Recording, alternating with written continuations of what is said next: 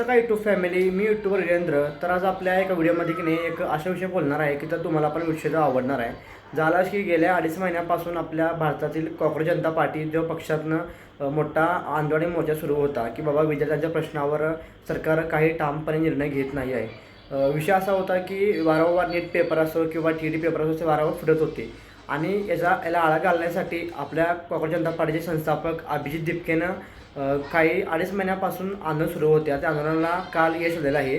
भारताचे शिक्षण मंत्री धर्मेंद्र प्रधान यांनी राजीनामा दिलेला आहे. शेवटी फायनली एवढं कठोर आंदोलन घेऊन मोर्चा घेऊन कुठं तर यश मिळालं आहे आणि यासाठी आपण एका व्हिडिओ बनवून आपल्या यूट्यूब चॅनलमध्ये मी अपलोड करणार आहे. खरं तर म्हणजे तुमचं आणि आमचं एका विद्यार्थ्यांचं एक यश आहे. कारण प्रत्येक वारंवार जर पेपर जर फुटत असेल तर याच्यापेक्षा दुर्दैवी काही नाही आहे. कारण की सरकारला किंवा माझ्या महाराष्ट्र शासनाने कळकळीची विनंती करतो की तुम्ही आमच्या गोरगरिबांच्या विद्यार्थ्यांकडे लक्ष द्या, जेणेकरून नोकरी असेल किंवा इतर ठिकाणी असेल की संधी मिळावं. त्याप्रमाणे आपल्या महाराष्ट्रातले पोलीस असो किंवा दिल्लीतल्या जंतर मंतरवरले पोलीस विद्यार्थ्यांवर मोठ्या प्रमाणात लाठीमार करण्यात आले व त्यांच्यावर पाणी फेकण्यात आलं, छोटे मोठे बॉम्ब्स पण फेकण्यात आले, जेणेकरून त्या धुरानं सगळे विद्यार्थी पाहून जावं.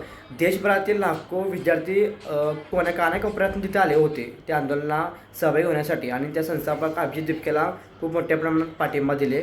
तर मला पण माझ्या यूट्यूबच्या माध्यमातून त्यांनासुद्धा पाठिंबा देऊया, कारण की पुढच्या भविष्याचा प्रश्न आहे.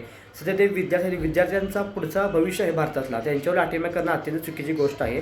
तर एकच माझं म्हणणं आहे की विद्यार्थ्यांवर लाठीमार करू नका. जे शांततेप्रिय आंदोलन करतात त्यांना तर पाठिंबा दिलाच पाहिजे.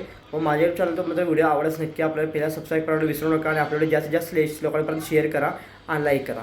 चला.